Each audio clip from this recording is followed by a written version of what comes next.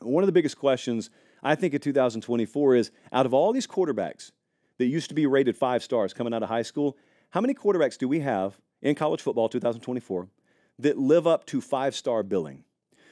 So you could be a senior, you could be a true freshman right now. If you're slated to start this fall and you're a former 5-star quarterback, how many of those guys should I expect to play at a 5-star level? The 2020 class, DJ Uiagalelei, still here. He's playing at FSU.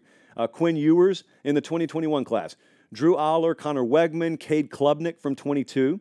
Nico Iamaleava and Jackson Arnold from 23. And Dylan Raiola, true freshman, probably going to start for Nebraska.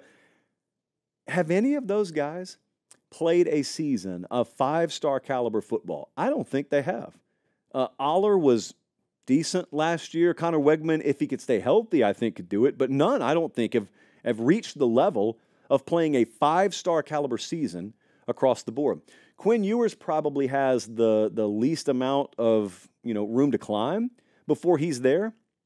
But I don't even think that he's put forth a 5-star season. But he would be the closest. He needs the wide receivers this year to pan out. Lost multiples of his top pass catchers from last year. So that's not some slam dunk, but I'd feel really good if I were a Texas fan. That game was crazy, by the way, that Texas-Bama game. Drew Aller at Penn State should improve his numbers drastically this year. They weren't terrible numbers last year. It's just in the big games, there was no ability. I mean, they were shut down against Michigan. They were shut down against Ohio State. They will have a potent run game again this year. New offensive coordinator in from Kansas. Defense should still give him a shot to win every game. But do his numbers improve to the point? Does his overall caliber of play improve to the point where we say, Drew Aller, true freshman year, he learned some things. But, man, if he's not playing at a 5-star caliber level now, we'll see. Connor Wegman at Texas A&M is the biggest wild card because, again, he's played in spurts that make you say, wow, if he could stay healthy for a whole year, that right there is the kind of guy who could play at a 5-star level. He needs health. I think because of how much newness they have around Texas A&M, up to and including the head coach, and Colin Klein, do not overlook them bringing in Colin Klein as the new OC there. We're talking about Kotelnicki up at Penn State. He came there from Kansas. Well, they went to Kansas State, did Texas A&M, and got Colin Klein, and that's a big personnel move. Big. Feels like it happened 5 years ago. It didn't. It happened a few months ago.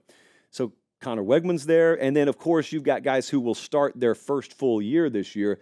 Nico Iamaleava at Tennessee, even though he's a first-year starter, may be in as good a position as any of these guys to warrant 5-star production labeling because of the system he's going to be in, because of the wide receiver and skill talent they have around him. Jackson Arnold at Oklahoma had some turnover issues in the bowl game. I don't totally think they got that cleaned up in spring. I still have extremely high expectation for him. They made big moves in the portal as well. They've got really rock-solid multi-year recruiting classes stacked on top of each other. Dylan Raiola, true freshman, but about to start at Nebraska.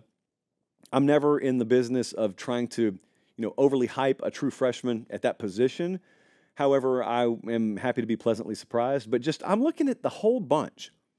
DJ, Quinn Ewers, I kind of skipped over DJ. DJ Uiagalelei, though, is I think the most fascinating, but also the most known commodity there. Like, I'm not a believer that you'll see 5-star caliber play from DJ this year, but you won't see bad play. I think you'll see pretty good play at the quarterback position. Big question is that good enough for FSU to do what they want to do this year?